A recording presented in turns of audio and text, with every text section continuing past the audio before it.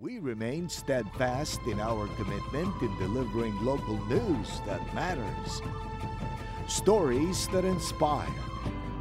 Enriching the lives of Filipinos in the Philippines and across the globe. This is your GMA Regional TV. Buong puso para sa Pilipino. Kini ang At Home with GMA Regional TV.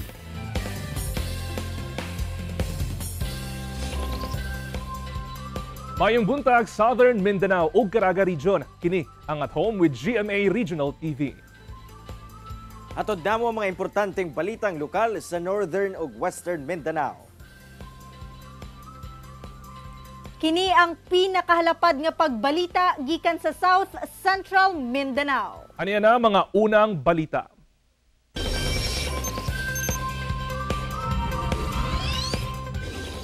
Gilaraw sa usa ka grupo nga mamahimong heritage zone ang San Pedro Square sa Davao City tungod sa cultural o historical significance ni ini.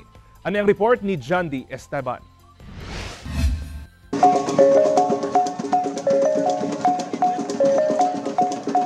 Ang Kadayawan Festival gibansagan nga King of all Festivals nga gikahinaman kada tuig dili lang sa mga Davaoenyo apan sa mga turista.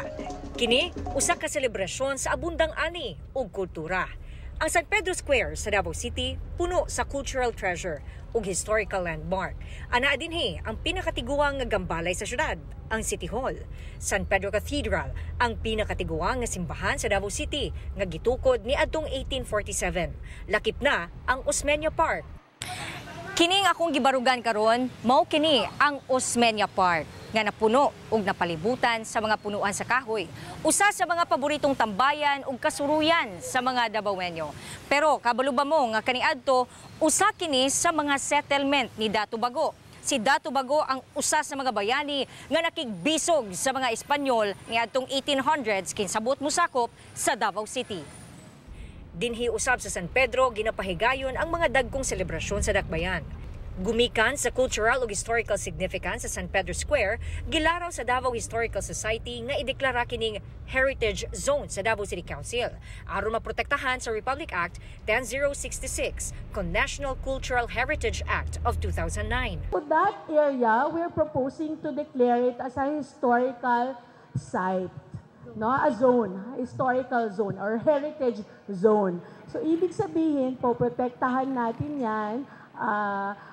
Parang magkakaroon din ng funding. Parang ang example daw pag nagka-earthquake, simbako or whatever, masira yung mga properties na 'yon, then we get priority government funding from the national and local government to preserve that.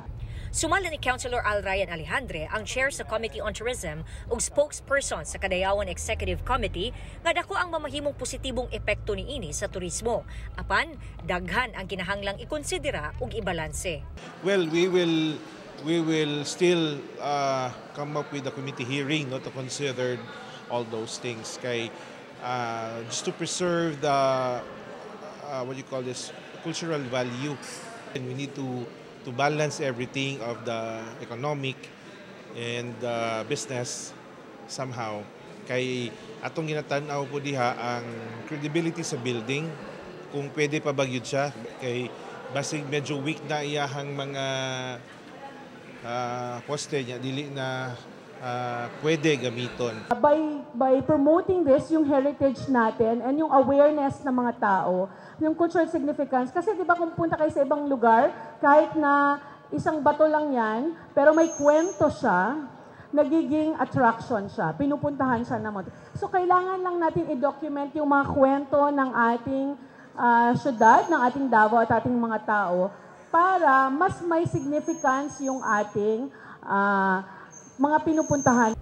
Kauban si Jojo Solarte sa kamera. Ako si Jandy Esteban para sa At Home with GMA Regional TV. Mga peryahan nga nag-ooperate sa Cagayan de Oro City subay sa month-long celebration sa Higalay Festival 2023. Surpresang gi-inspeksyon sa Regulatory Compliance Board. Ano ang report? Surpresang gi-inspeksyon sa mga personay sa Regulatory Compliance Board kon RCB sa Cagayan de Oro City LGU ang ana sa upat ka mga perya nga kasamtangang nag-operate sa syudad. Amaw mga peryahan gitugutan nga mag-operate sa syudad subay na sab sa month-long celebration sa Higalae Festival. Apan bisan pa man nga wala na ang hulga sa COVID-19, daghang pulisiya gyapon ang mga ginapatuman sa LGUs aron masiguro nga hapsay ang operasyon ug malikayan ang disgrasya. Gitugutan sab kuno ang mga peryahan aron makatabang sa economy recovery sa syudad. Uy kalipay nato nga nakita nato didto no nga ilag yung ginasunod pod ang ato ang mga regulations.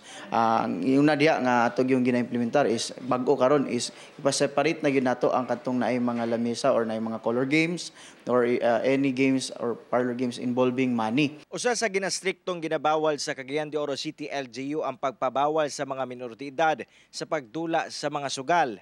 Apan, susama ni ining mga kalingawan, sama na lamang aning carousel.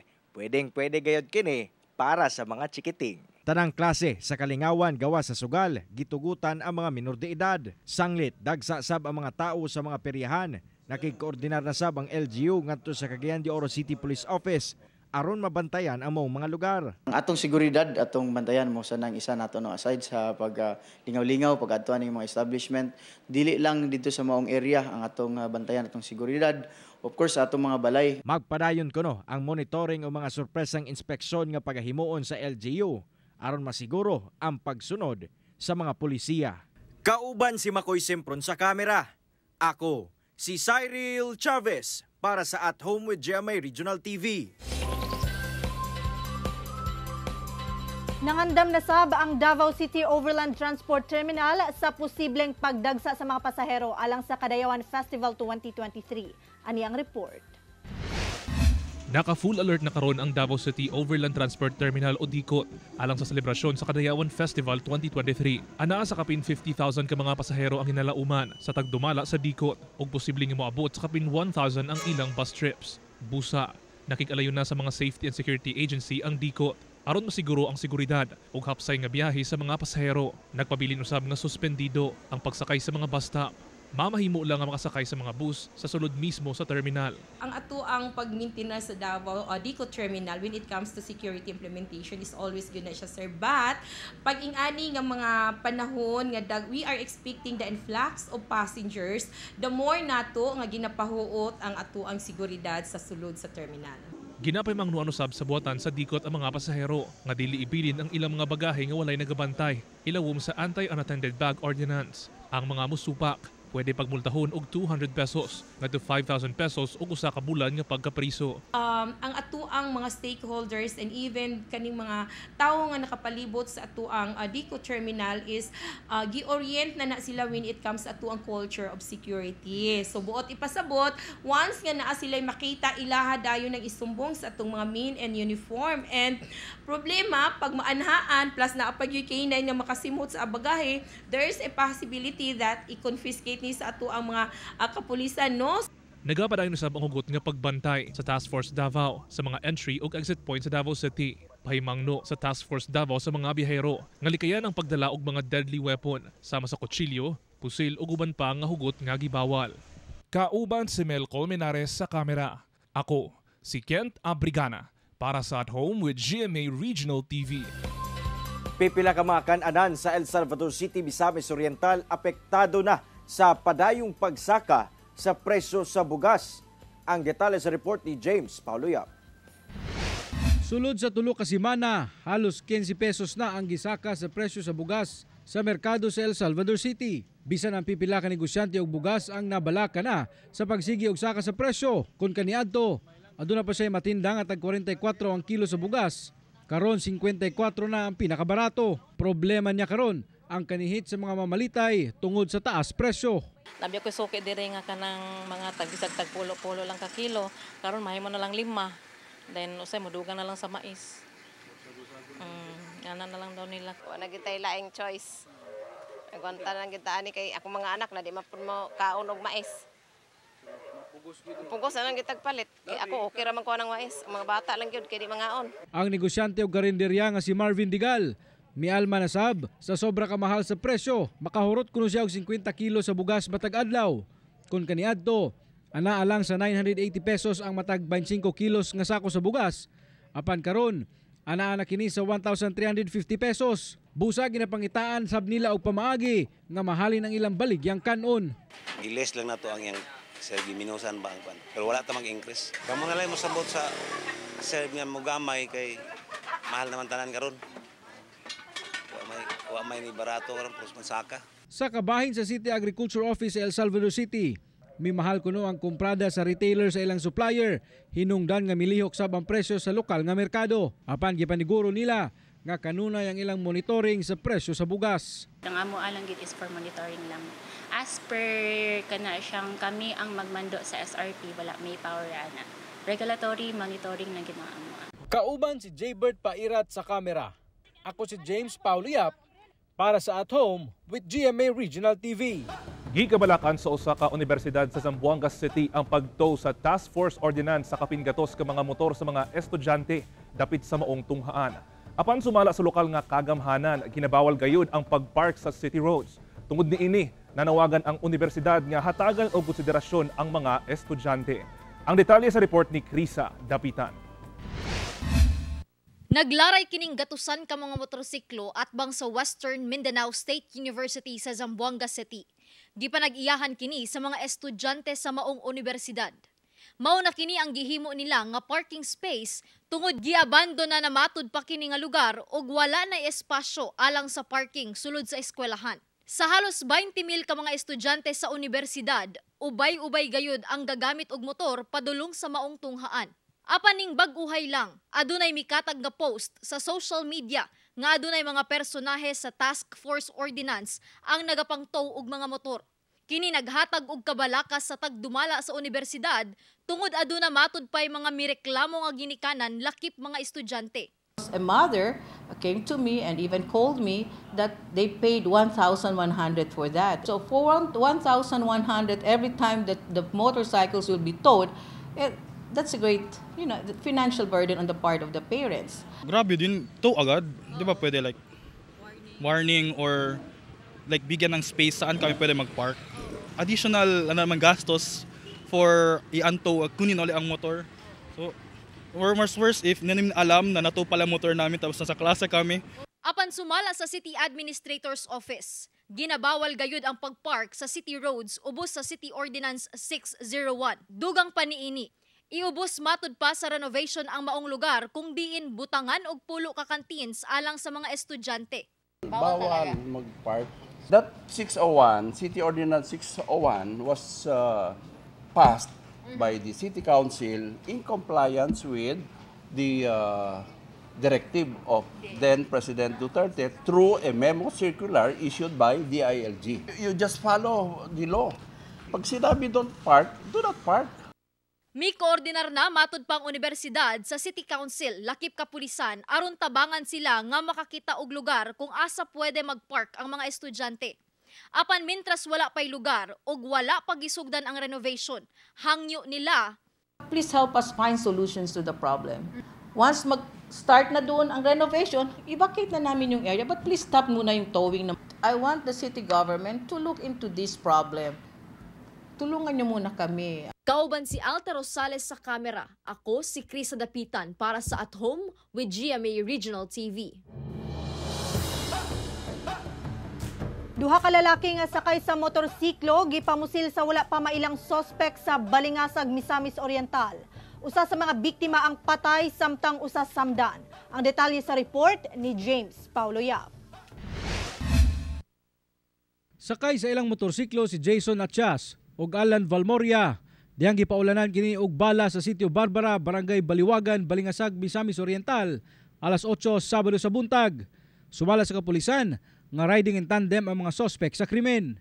Adunay duha ka tao nga waylaid kanila o giatangan kini sila og diretso nga gipusil ang maong duha ka sakay ang maong biktima. Daling gipandala sa ospital ang mga biktima apan gideklarang patay ang driver sa motor nga si Jason Atias tungod sa kadagang samad pinusilan nga iyang naangkon. Samtang padayon nga ginatambalan si Valmoria. Sa hot pursuit operation, nadakpan sa kapulisan ang mag-amahan nga sila Carlito Fabre ug ang anak nga si Charlito Fabre nga mo'y responsable sa krimen. Migula sa investigasyon nga personal nga bangi ang hinungdan sa krimen. recently adunay insidente nga nagkalalis kini sila. Kay kining biktima is silingan nila ang asawa sa usa sa mga sospechado. Sa karon ginahanay na ang kasong murder o frustrated murder nga mo'y pasaka batok sa duha ka mga sospek. Kauban si Makoy Sempron sa kamera. Ako si James Pauliap para sa At Home with GMA Regional TV. Kini ang At Home with GMA Regional TV. Kini ang At Home with GMA Regional TV.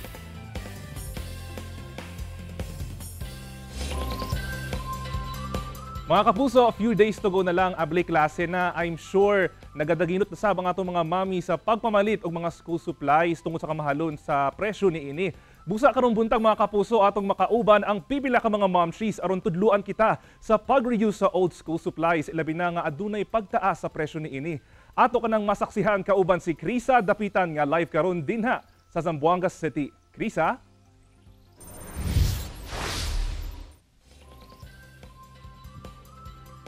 Maayong buntag mga kapuso, live kita din karon sa usa ka compound sa Barangay Mampang sa Zamboanga City. Ug sa inyong makita, aduna koy mga kauban nga mga momshies dinhi. Ug syempre makahinabi sab nato sila karong buntaga. Karong abli klase. Magtuon sab ta og manahi og mga notebooks. Karong ilabi na no karon nga padayon ang pag-usbaw sa mga presyo sa mga palaliton. Kini ang atong hashtag tipid storya karong buntaga. Syempre ato sang kamuston. Good morning mga momshies. Ayun. Kaway.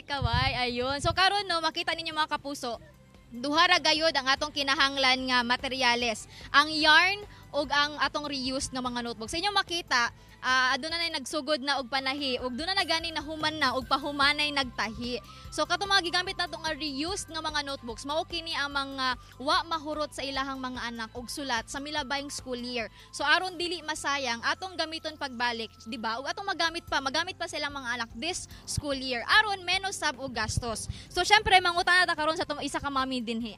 So ikaw si Mami Lien, ikaw gapanahi ba gayud ka og mga notebooks para sa mga anak? Gapanahi ma'am kanang mga sobra nga wala nila nga nahurot og sulat, pwede pa nato nga daginot tayo nato og balik kay sa panahon karon nga grabe kalisod unsa ka kamahal nga palitonon nga makapalit po ko og kining laing mga project sa mga bata sa school. Maliban sa notebook ma'am, karon na naman kay notebook na nakatahi naman ta. Unsa na pud imong mapalit pa maliban sa katong kwarta nga dapat sa notebook para asa na lang? Para sa mga crayons or mga bond paper, ballpen, ang kinahanglan nila nga makapalit nga makatipid ta nga. Ingon ani nga magdaginot jud ta. Tahion nato. Correct. So, syempre, di ba, taas kayo mga palaliton kayo. Maskin school supplies, mahal na kayo, no? Oo. Okay.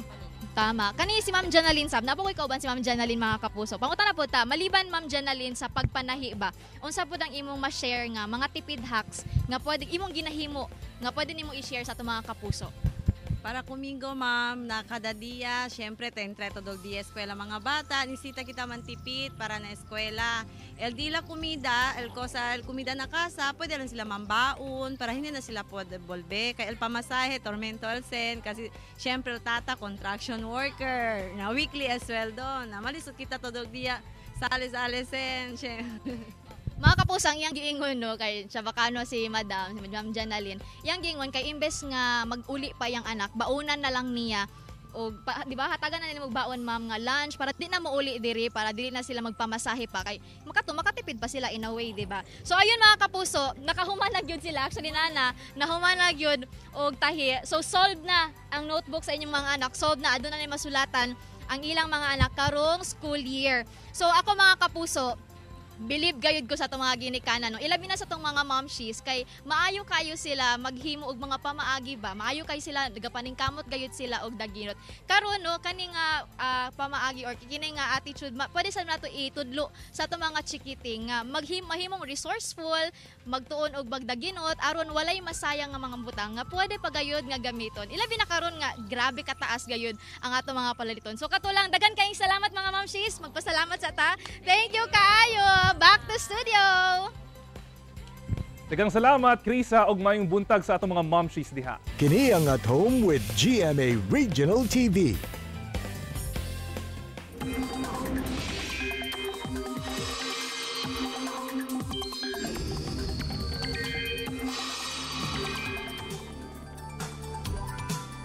Mga kapuso, walay bagyo o low pressure area nga namatikdan sulod o gawas sa Philippine Area of Responsibility.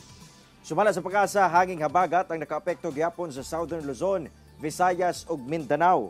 Base sa rainfall forecast sa Metro Weather, lauman ang pag-ulan karong buntag sa pipila ka lugar sa Mindanao.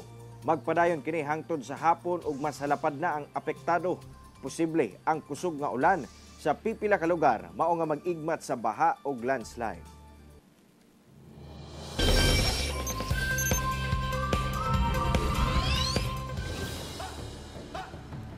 Miabot na sa 99 ang patay sa wildfires nga miulbo sa iladong resort town nga Lahaina sa Maui County sa Hawaii.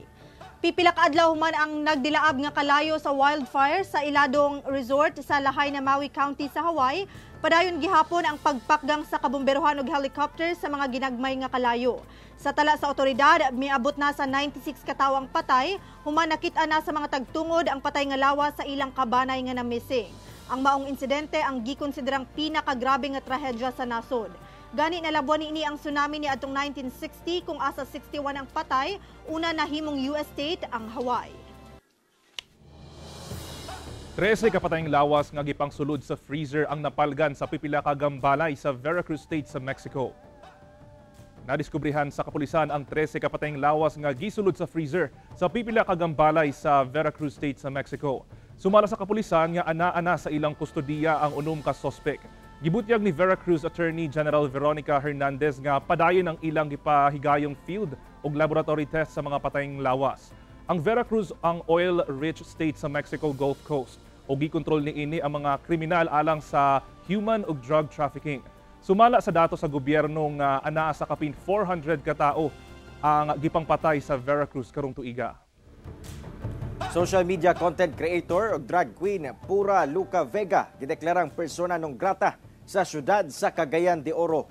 Nauyunan sa tanang konsehal o gideklarang persona non grata sa Cagayan de Oro City ang social media content creator o drag queen nga si Pura Luca Vega o Amadeus Fernando Pagente. Kinihuman ang viral video nga gihimo niya nga daw nakasuot og sama kang Hesukristo o gasayaw sa tugtog nga remix sa Ama Namin. Among video, sigon sa mga konsehal, o sa kapagpakita sa walay respeto o gibugal-bugalan ang pagtuong Kristiyano na ila ang Cagayan de Oro City nga usa sa mga lugar nga ginadagsa sa mga deboto matag Enero tungod sa debosyon diini sa itom nga Nazareno. Mga turista sa Great Santa Cruz Island sa Zamboanga City pwede na maka-avail sa libreng internet access human gimuntaran kini og libreng wifi sa lokal nga kagamhanan. Ang Great Santa Cruz Island sa Zamboanga City gipili isip usa ka mga open spaces sa dakbayan nga gimuntaran og libreng wifi sa lokal nga kagamhanan. Kini pinaagi sa pakigtambayayong sa Department of Information and Communication Technology ug Department of Environment and Natural Resources. Tumong sa maong programang makatabang sa publiko alang sa ilang online transaction nga nagkinahanglan og internet accessibility. Gawa sa Santa Cruz Island, namuntaran na sab sa LGU og free wifi sa City Hall.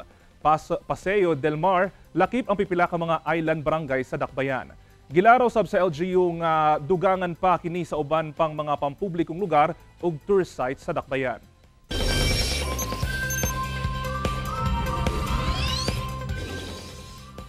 Mga kapuso, truly inspiring and motivating gayud ang mga istorya nato this morning. Sama na lamang aning panutihon ni Aesop. It is thrifty to prepare today for the wants of tomorrow.